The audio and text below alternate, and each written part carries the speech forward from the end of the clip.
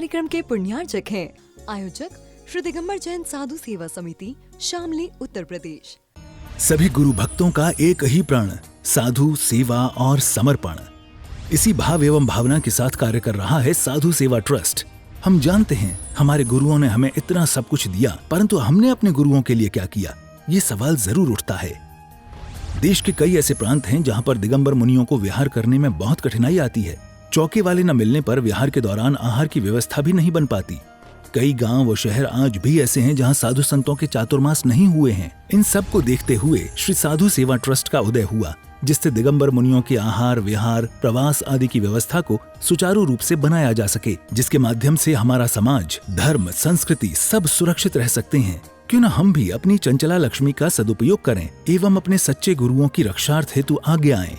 योजना: परम संरक्षक 1,11,111 रुपए, वरिष्ठ संरक्षक 51,151 रुपए, संरक्षक 31,131 रुपए, आजीवन सदस्य 21,121 रुपए, सदस्य 11,111 रुपए। खाता विवरण: account name VVSP Sadhu Seva trust, bank name HDFC bank limited, account number 50200073358170, IFSC code HDFC 0001273, trust PAN card AADTV 8567E, mail ID vvspsadhusevatrust@gmail.com।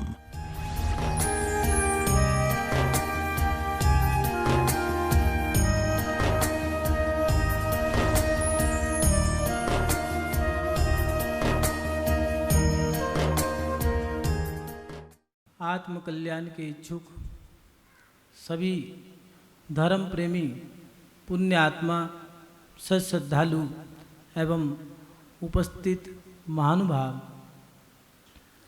आप सभी लोगों ने उत्तम क्षमा, उत्तम मार्दव धर्म की विपरीत दशाओं को जाना। क्षमा को धारण करने से पहले आपने क्रोध का त्याग किया। क्रोध के त्याग करने के बाद जो आत्मा में, अंतरंग में शांति प्राप्त होती है, वो अलग ही शांति है। जो अंतरंग में आनंद प्राप्त होता है, वो आनंद की अनुभूति वो अलग ही होती है, बता नहीं सकते। और उसके साथ साथ जब मान का मर्दन कर देते हैं, हमारी ईगो जब चली जाती है, तब हमारे अंतरंग में जब मार्दव धर्म आता है, तो हमें शांति के साथ साथ आनंद की अनुभूति होने लगती है। महानुभाव, उत्तम क्षमा, उत्तम मार्दव धर्म को आप लोगों ने जाना। आज आप तीसरे धर्म के या तीसरे पायदान पर पहुंच चुके हैं। मोक्ष मार्ग की ये 10 सीढ़ियाँ हैं। एक के बाद एक पायदान जैसे जैसे आप ऊपर चढ़ते रहोगे, आत्मा का मंजन होता चला जाएगा, कर्म टूटते चले जाएंगे, कर्मों की जंजीरें ढीली होती जाएंगी और आपकी आत्मा इन कर्मों से निकल कर के शाश्वत अवस्था को प्राप्त कर लेगी। उत्तम क्षमा, उत्तम मार्दव, उत्तम आर्जव धर्म, आप तीसरे धर्म के बारे में जानना चाहते हो। तीसरे धर्म के बारे में आचार्य भगवान क्या कह रहे हैं, उनको देख लें एक बार। आचार्य भगवान लिख रहे हैं, जो चिंतईण बक्कम ना कुणदी बक्कम ना जंपदे बक्कम नाया गोवदी नियदोषम अज्जव धम्मो हवे सब।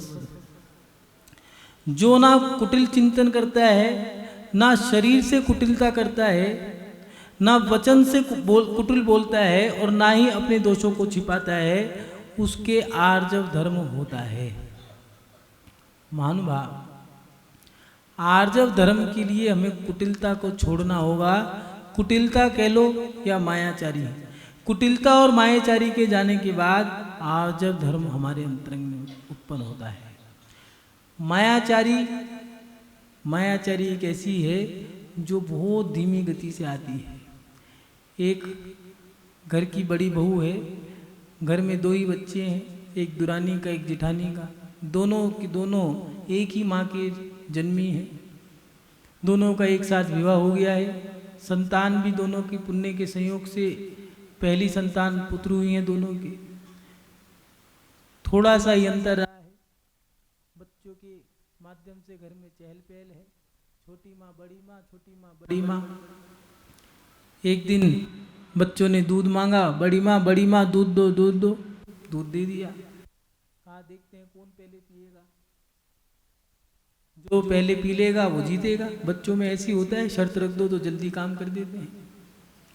उसने शर्त रख दी और जो दुरानी का बेटा था, छोटा बेटा, वो जीत गया।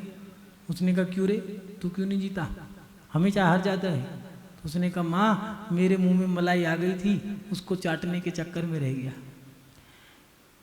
एक के में झाग बना के दे दिए, अपने बेटे के में मलाई डाल के दे दी। ये मायाचारी, इसको मायाचारी कहते हैं।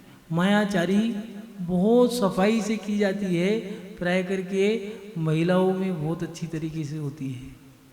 इतनी अच्छी तरीके से हाथ साफ कर देती हैं, पता ही नहीं चलता कब मायाचारी हो जाती है। इस मायाचारी से बचे कैसे? क्योंकि मायाचारी जब प्रकट होती है रिश्ते भी टूट जाते हैं। जब दुरानी को पता लगता है, वो दोनों बहनें हैं, जेठानी दुरानी है, एक ही साथ जन्मी है, एक ही माँ की बेटी है, लेकिन जब पता लग जाता है कि इनने मेरे बच्चों के साथ दुरात किया है, भेदभाव किया है, सहन नहीं हो पाता। और फिर उसका परिणाम बस एक ही है, रिश्ता टूट जाता है और कुछ नहीं देता। महानुभाव, इस मायाचारी से कैसे बचें? तो मायाचारी से बचने के कुछ उपाय हैं। कौन कौन से? पहला उपाय है अपने मन वचन काया को शुद्ध रखो। जितना आपका मन शुद्ध रहेगा उतना आपके वचन शुद्ध रहेंगे, जितने आपके वचन शुद्ध रहेंगे उतने आपकी काया शुद्ध रहेगी। मन जितना जितना अशुद्ध होगा उतने उतने वचन भी आपके उल्टे सीधे वचन ही निकलेंगे। कई बार होता है कोई गुस्सा कर रहा है, कोई गलत बात बोल रहा है, तो कह देंगे क्यों भाई क्या बात है, पहले बता। कुछ नहीं, गुस्सा कर रहा था, कुछ नहीं, पहले बताओ क्या बात है। नहीं, तुम बाहर से गुस्सा कर रहे हो, सब तुम्हारे ऐसे, लेकिन मन में कोई बात है। पहले के लोग जान लिया करते थे, मन के माध्यम से चेहरे पकड़े जाते हैं, पढ़ लिए जाते हैं। मन जितना अशुद्ध होगा वचन भी उतने अशुद्ध निकलेंगे, ये याद रखना। और जितने वचन अशुद्ध होंगे उतनी क्रियाएं भी आपकी अशुद्ध होंगी। इसीलिए मन को, वचन को, काया को शुद्ध करने का, शुद्ध रखने का प्रयास करो। जितना मन वचन काया अशुद्ध होते चले जाएंगे उतना उतना आपके अंतरंग में मायाचारी बढ़ती चली जाएगी। क्योंकि मन अशुद्ध है तो आपके वचन भी क्रोध वाले निकलेंगे, गंदे भंड शब्द बोलोगे। मैं मर जाऊं, फांसी लगा लूं, जल जाऊं, मुझ में आग लगा दो, जान से मार दो, ये शब्द किनके हैं? जिनके मन में बातें भरी हैं। जिनका मन अशुद्ध है वो व्यक्ति ये बातें बोलेगा, जिसका मन साफ है ठीक है भैया जो है सो। मन को शुद्ध रखो, वचन अपने आप शुद्ध हो जाएंगे। जितने वचन शुद्ध होंगे उतनी आपकी क्रियाएं शुद्ध होंगी। क्रिया शुद्ध करने के लिए मन भी शुद्ध होना जरूरी है। कई लोग कहते हैं भैया जल्दी से निपटाओ, राड़ कटे। राड़ नहीं कटनी है भैया, धर्म के काम में राड़ नहीं कटती, धर्म के काम में तो कर्म कटते हैं। इसलिए धर्म के काम में कभी भी जल्दबाजी नहीं करनी चाहिए। धर्म के काम में तो सोचो ज़्यादा से ज़्यादा जितना धर्म में समय लग जाए उतना अच्छा है। रोके हंस के कैसे भी लगे धर्म में समय गुजारो। कर्म तो स्वयं हो जाता है, धर्म करने के लिए मेहनत करनी पड़ती है। इसलिए मन को शुद्ध रखो। मन जितना अशुद्ध होगा उतना वचन भी अशुद्ध होते चले जाएंगे। जितने मन की विशुद्धि जितनी बढ़ेगी, देखना उसकी मन की शब्दों की श्रृंखलाएं भी अलग निकलेगी। आइए, पहले के लोग कहा करते थे आइए विराजिए, भोजन कर लीजिए। नहीं तो गांव की भाषा में बोलते थे, गांव में कहा करते थे बेटा तुम भीतर जा। गुस्से में भी कहते थे तो कहते थे बेटा तू भीतर जा। मुनि महाराज भी तो ये कहते हैं, सुनो तुम भीतर जाओ। बस शब्दों का ही तोल है, शब्दों का ही मोल है, शब्दों में ही अंतर है। शब्दों के माध्यम से अजान होती है, शब्दों के माध्यम से नमाज होती है, शब्दों के माध्यम से भक्ति होती है, विधान होते हैं। इन शब्दों में ही तो सब कुछ छुपा है। लेकिन शब्द कब अच्छे होंगे? जो हमारा मन अच्छा होगा। मन जितना अच्छा होगा उतने वचन अच्छे होंगे, जितने वचन अच्छे होंगे उतनी काया की क्रियाएं जो है हमारी वो अच्छी होंगी। लेकिन अगर मन के अंतरंग में अशुद्धि है तो याद रखना क्रोध भी होगा, अहंकार भी होगा और मायाचारी भी होगी।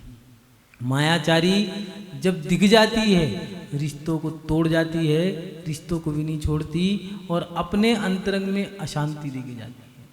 इसलिए अपने मन वचन काया इन तीनों को शुद्ध करने का प्रयास करें। दूसरी बात, अपनी सोच और अपने विचारों को बड़ा करें। आज के समय में लोगों की सोच छोटी होती जा रही है। छोटी सोच होने के कारण आपस के रिश्ते भी टूटते जा रहे हैं। सोच बड़ी करो। बड़ी सोच करने के लिए क्या करें? बड़े लोगों के साथ बैठो। आचार्य शिवकोटि स्वामी जी ने भगवती आराधना में दिया है साधु संप्रदाय के लिए कि साधु मुनि महाराज जो हैं वो मुनि भी उपाध्याय परमेष्टि के सानिध्य में अपना समय गुजारें, नहीं तो आचार्यों के चरणों में बैठ करके अपने जीवन को व्यापन करें, अपना जीवन जिए, अपनी साधना आचार्यों के चरणों में बैठ के करें। क्यों? साधु साधु के साथ क्यों नहीं कहा? एक बार को साधु साधु में एक बार अपना ज्ञान ध्यान आपस में टकरा सकता है, लेकिन अपने से बड़े के सामने बैठोगे, अपने से बड़े की छाया में बैठोगे तो आपको शक्ति मिलेगी, अंतरंग की विशुद्धि मिलेगी, आपके विचार अच्छे होंगे, आपके आचार अच्छे होंगे। कई बार ऐसा देखा जाता है 10 लक्षण पर्व हो रहे हैं या अष्टानी का पर्व है, कई लोगों का मन होता है कि हम भी धर्म ध्यान करें, लेकिन सामर्थ्य नहीं जुटा पाते। लेकिन कहीं क्षेत्र, किसी क्षेत्र का है, किसी समाज का पुण्य या अहोभाग्य है या धन्य भाग्य है, सौभाग्य है, मुनि महाराज का सानिध्य प्राप्त हो रहा है या हो गया, तो वहाँ पर उनको देख करके बस महाराज जी हमें भी 10 उपवास करने का मन हो रहा है। कैसे करोगे? सामर्थ्य है? सामर्थ्य तो नहीं है, लेकिन आपको देख करके हमारी सामर्थ्य बन जाएगी। आप आशीर्वाद दे दो, हम 10 उपवास कर लेते हैं। बड़े को देख करके हमारे अंतरंग की शक्ति बढ़ती है, हमारी विचारधाराएं बढ़ती हैं। कई बार ऐसा होता है मुनि महाराज को देख करके भावना भाते हैं, हे भगवान क्या सौम्य मुद्रा है, क्या आनंद में जीवन है, बस हम नहीं ले पाए कोई बात नहीं, दीक्षा नहीं ले पाए, इनके चरणों की रज को ही लगा लें, इनके पद चिन्हों पे नहीं चल पा रहे कोई बात नहीं, लेकिन हे भगवान एक बार मैं भी ऐसे ही जीवन को धारण करूं। मुनि महाराज को देखने मात्र से ये विचारधारा बन जाती है कि हम भी अपने जीवन में मुनि बने, हम भी अपने जीवन में पीछी कमंडलधारी बन करके संयम धारण करके अपनी आत्मा का कल्याण। इसलिए अपने विचारों को और अपनी सोच को अगर बड़ा करना है, बड़े लोगों के सानिध्य में अपना जीवन गुजारो। बड़े लोगों के साथ साथ अपने जीवन में गुणी लोगों को अपना समय ज़्यादा दें। जितने गुणी लोग होंगे उनके सानिध्य में आप जब अपना समय गुजारोगे तो आप अच्छी क्रिया करोगे। शराबी के साथ बैठोगे तो शराबी बनोगे, जुआरी के साथ बैठोगे तो जुआरी बनोगे, लेकिन याद रखना पुजारी के साथ बैठोगे तो नियम से पूजा करोगे, वो आपको पूजा करा देगा, कुछ ना कुछ धर्म की क्रिया जरूर कराएगा। इसलिए अपने जीवन में बड़े लोगों के साथ, क्योंकि बड़ा जो बना है उसकी सोच एक बार बड़ी होगी।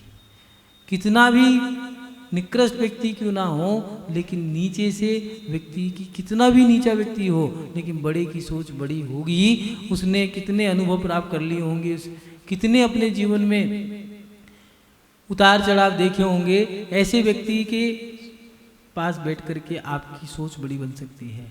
नहीं तो गुणी लोगों के साथ, मुनि आरिका शावक शाविका, इनके साथ साथ धर्मात्मा जो श्रावक हैं उनके साथ बैठ कर के आप अपनी सोच को बड़ी कर सकते हैं, अपने विचारों को अच्छा कर सकते हैं धर्मात्मा के साथ बैठ कर के।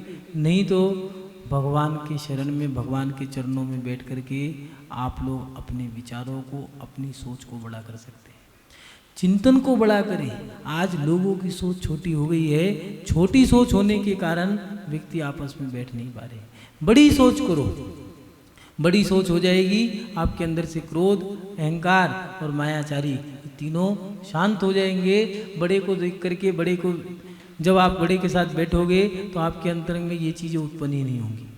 इसलिए अपने मन में अपनी बुद्धि को, अपनी सोच को बड़ा करो, विचारों को बड़ा करो। और उसके साथ साथ तीसरा उपाय है, अपने अंदर की बात जो है उन अंदर की बातों को मत छुपाओ। अपने मन की अंदर की बातों को छुपाने से हमारे अंदर की विशुद्धि घटती है। जितना जितना आप अंदर की बातों को अपने अंदर ही रखोगे, मन की बातों को, उतना देखना आप परेशानी होगी। कई लोग हैं जो मन की बात नहीं कहते, देखना वो मन की बात ना कहने वाला व्यक्ति एक तो पेट का बीमार होगा, उसका पेट का स्वास्थ्य खराब होगा। दूसरी बात, मन की बात ना कहने वाला व्यक्ति कम बोलेगा, उसको डर लगेगा कहीं मेरे मन की बात निकल ना जाए, किसी से कुछ कहना दो। लोगों के बीच में कम बैठेगा, क्यों? क्योंकि उसको डर लगता है कहीं मेरी बात कोई पढ़ ना ले। मन की बात ना कहने से व्यक्ति अंतरंग से परेशान रहता है। आज के समय में सबसे बड़ी विडंबना जो है, सबसे बड़ी विडंबना ये है कि लोग मन की बात नहीं कह पा रहे। किससे कहें मन की बात? आज का समय ऐसा आ गया है, प्रत्येक व्यक्ति में मायाचारी भरी है। लोग रो के पूछते हैं, हंस के उड़ा देते हैं। किससे अपने मन की बात कहें? किस पे विश्वास करें? अपनी नंद पे अगर विश्वास करते हैं तो डर लगता है कि सास से ना कह दे, ससुर से ना कह दे। अगर उसने ससुरे से कह दी तो वो ससुरा मेरी तो उतार देना है, सास से कह दी तो ससुरी मेरे ऊपर चढ़ जानी है, इन ससुरे से कह दी तो दिमाग खराब, अगर मेरे पति से जा कर के कह दी तो परेशान, और अगर कुटुंब परिवार में किसी से बता दी तो हे भगवान। और आज के समय में लोगों के पेट में बात भी नहीं पचती, कहें किससे? मन की बातें मन में हैं, इतनी बातें हैं, इतनी गुबार हैं कि अगर निकाल के रख दें तो एक दिन नहीं महीनों वर्षों बीत जाएंगे, लेकिन मन की बात कहीं कैसे? मन की बात इसलिए नहीं कह पा रहे क्योंकि कहीं ना कहीं मायाचारी है, और मायाचारी होने के कारण व्यक्ति अपनी मन की बातों को नहीं कह पा रहा। मन के अंदर इतनी बातें हैं कि घर के सारे सदस्य एक साथ बैठ नहीं पा रहे। घर से बाहर निकलते हैं, दुकान पर भी अगर 4 दोस्त आ गए तो नहीं बैठ पा रहे, सोचते हैं चलो भैया बंद करो, जैसे भी करके जाएं। क्यों? कहीं अगर मन की आपस में किसी ने बात कह दी, अपने मन की बात निकल गई, मैंने कुछ बोल दिया, कहीं ऐसा ना हो उसे बुरा लग जाए, लड़ाई झगड़ा हो जाए। इतना तनाव है आपस में कि कह नहीं सकते मन की बात। घर की बात घर में नहीं कह सकते, बाहर जाकर के नहीं कह सकते, यहाँ तक कि मन के अंदर इतने तनाव है, बातें इतनी भरी है कि मंदिर में बैठ नहीं सकते। मंदिरों की शांतियां भी भंग हो गई हैं, क्षेत्रों पे यात्रा करने जाने लग गए हैं। पहले इतनी यात्राएं नहीं होती थी जितनी आज होती हैं। क्यों? क्योंकि लोग सोचते हैं कि क्षेत्र पर यात्रा करने के बहाने कहीं वहाँ पर चले जाते हैं, ऊंचे पहाड़ों पर चढ़ कर के या हरियाली भरे स्थानों पर जाकर के, सोने स्थानों पर जाकर के क्या पता शांति मिल जाए, लेकिन शांति क्षेत्रों में, गुफाओं में, पहाड़ों पर नहीं है। शांति सूने स्थानों में नहीं है। अगर सूने स्थानों पे शांति होती तो सब लोग शमशान घाट में जाके बैठ जाते, लेकिन शांति अगर है वो है हमारे मन में। हमने अपने अंतरंग में बातें इतनी भर ली हैं, अपने अंतरंग की बातों को निकालने का प्रयास करो। उन बातों को छुपाने के कारण हम मायाचारी कर जाते हैं, और वो मायाचारी हमें दुखी कर देती है। मान भाव, मन को खाली करो, अंतरंग को साफ रखो, मन को शुद्ध रखो, अपनी सोच बड़ी करो, विचारों को बड़ा करो। उसके साथ साथ जो आपके अंतरंग में भरी हुई हैं बातें, उन बातों को निकालने का प्रयास करो, क्योंकि वो बातें धीरे धीरे मायाचारी की ओर ले जाती हैं। जरा सा किसी ने कुछ कहा नहीं, गुस्सा आ गया।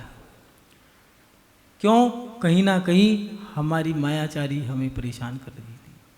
कषायों को मंद करने के लिए क्रोध को शांत करना पड़ेगा, अहंकार को भी कम करना पड़ेगा, और उसके साथ साथ मायाचारी के दरवाजे को बंद करना पड़ेगा।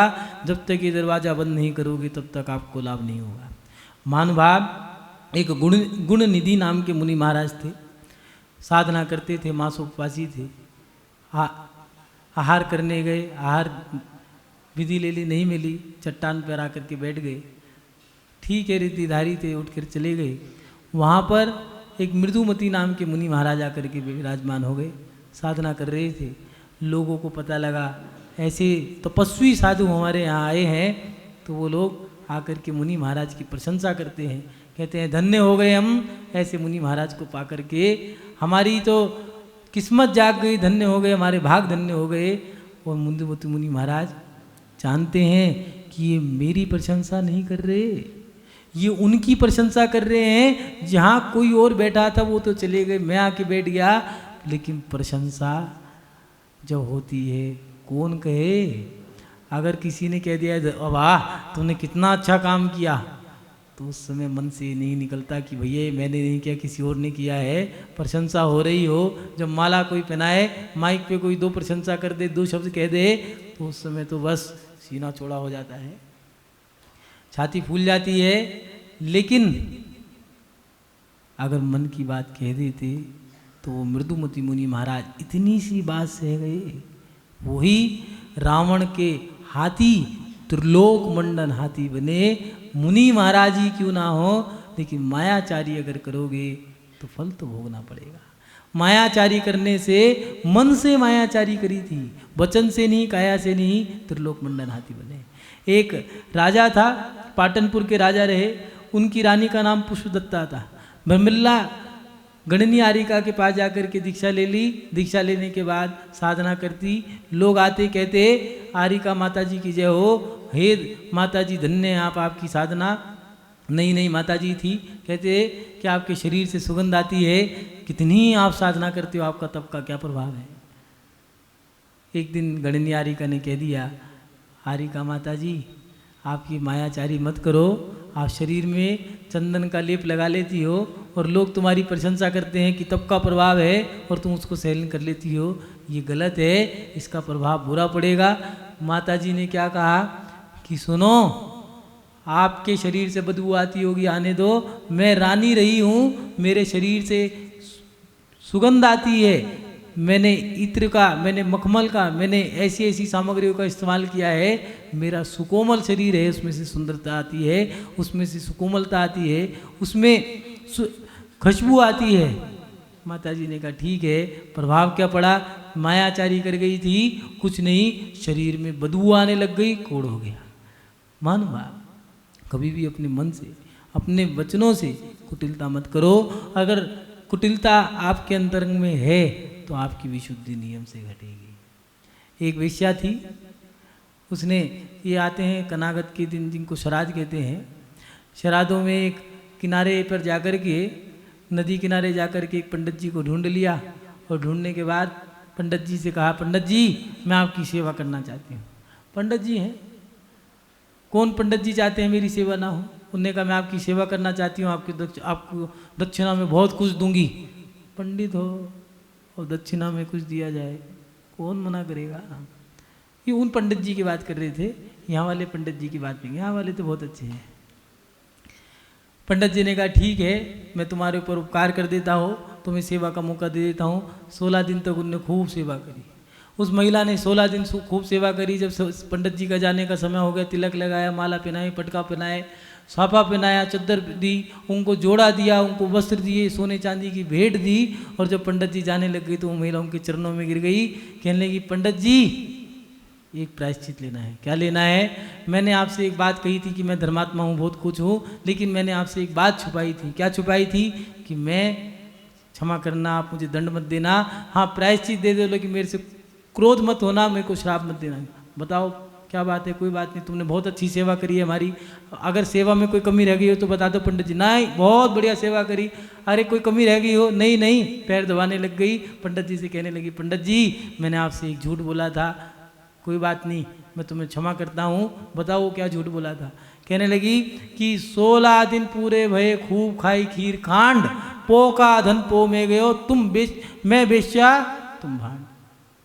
कहने लगी मैं बेश्या हूँ, तो कहने लगी कोई बात नहीं, तुम बेश्या हो तो मैं भी तो भांड हूँ, मैं भी नदी किनारे घूम रहा था, लेकिन पंडित नहीं, मैं भांड हूँ। मान भाव, छल कपट की तो क्रियाएं ऐसी होती हैं जो हमारे जीवन में लाभ नहीं हानि देखी जाती हैं। मायाचारी करने से हमें हानि होती है, लाभ नहीं होता। इसलिए अपने जीवन में इन उदाहरणों से समझें कि मायाचारी करना छोड़ दें। लाख छुपाओ छुप ना सकेगा राज्य कितना गहरा, लाख छुपाओ छुप ना सकेगा राज्य कितना गहरा, दिल की बात दबा देता है, बता देता है असली नकली चेहरा। महिलाएं जब प्रोग्राम होता है, शादियों में जाते हैं तो बच्चों से कहती हैं सुनो जाओ भगवान के आगे एक दीपक जलाया हो। बच्चे कहते हैं क्यों? कहते हैं ना भगवान बारिश मत करना। समझ गए? कहीं हमारे जो चेहरे पे लाली छुपी वो कि मेकअप पोत लिया है, अगर ये बह गया तो लोग डर जाएंगे, हमारा असली चेहरा दिख जाएगा। जब व्यक्ति नकाब पहनता है मायाचारी का और उसकी मायाचारी दिख जाती है तो लोग समझ जाते हैं और उसका भुगतान इतना बड़ा होता है, पता नहीं कितना भुगतान करना पड़े। रिश्ते टूट जाएं तो सरल समझना सस्ते में छूट गई।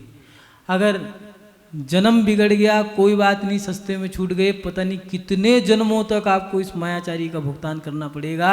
महानुभाव अपने जीवन में मायाचारी मत करो। मायाचारी करने के कारण आज हम दुखी हैं, परेशान हैं। पहले के लोग स्वाध्याय किया करते थे, पहले के लोग समझ जाया करते थे कि हम गलत कर रहे हैं सही कर रहे हैं। आज धर्म में लोग परेशान क्यों हैं? क्योंकि आज लोग धर्म शास्त्रों के अनुसार नहीं, मात्र आपस की बातों के अनुसार धर्म करने लग गए हैं और उसका रिजल्ट ये है कि वो परेशान है।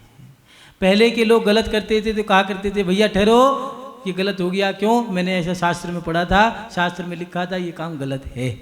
लेकिन आज मायाचारी कर रहे हैं, छल कपट कर रहे हैं और उसका रिजल्ट ये है कि मायाचारी का प्रभाव होने के कारण धर्म करने के बाद भी घर में शांति नहीं है, दान देने के बाद भी मन में शांति नहीं है। जितना ज़्यादा समय हम धर्म में दे रहे हैं उतना ज़्यादा घर में लड़ाई है, झगड़े हैं। धर्म करने के बाद तो शांति आनी चाहिए, आनंद आना चाहिए। क्यों? कहीं ऐसा तो नहीं है कि बाहर से तुम धर्म कर रहे हो लेकिन अंतरंग में तुम मायाचारी कर रहे हो। वो मायाचारी लोग पकड़ रहे हैं, कह कुछ नहीं पा रहे, लेकिन मन से दुआओं की जगह बद्दुआएं दे रहे हो, आशीर्वाद की जगह श्राप दे रहे हो। इसलिए वो मायाचारी मत करो। मायाचारी हमें पतन की ओर लेके जाती है। उन माता पिता से मायाचारी मत करो। पैसा तुमने कमाया अपना अलग से जोड़ लिया, ठीक है, जिस दिन लड़ाई होगी अलग कर लेंगे, बंटवारा हो जाएगा, अलग रह लेंगे। पिता भी कह रहा है कोई बात नहीं 10 साल तक सीए बन जा, सीए बन के नौकरी कर ले, 10 साल तक तेरी जो तनख्वाह आएगी वो मेरे पास, उसके बाद तेरे पास, तू अपने फ्लैट में रह, मैं अपना 10 साल का ब्याज खाता रहूँगा, अपना जो गुजारा कर लूँगा। ये मायाचारी है। आपने कर लिया कोई बात नहीं, बच्चा छोटा था समझ नहीं पाया, बड़ा हो गया शादी होगी पता लगा, उनने भी कह दिया ठीक है पिताजी 10 लाख दे रखे हैं उसका ब्याज खाते रहो, हमें बुलाना मत, हमसे मतलब नहीं, आओ तो फूक फाक करके चाय पी करके चले जाओ, बस ज़्यादा रुकना मत। इसलिए मायाचारी मत करो। मायाचारी करके आप परेशान होगे। महानुभाव मायाचारी से व्यक्ति का नियम से पतन होता है। अपने जीवन में अपना पतन मत करो। उसके साथ साथ मायाचारी करने वाला व्यक्ति भौतिक सामग्री को तो इकट्ठी कर लेगा लेकिन जीवन में कभी भी अंतरंग मानसिक शांति को नहीं प्राप्त कर सकता। इसलिए अपने जीवन में मायाचारी को नष्ट करके इस कार्यक्रम के पुण्यार्चक थे आयोजक श्री दिगंबर जैन साधु सेवा समिति, शामली, उत्तर प्रदेश।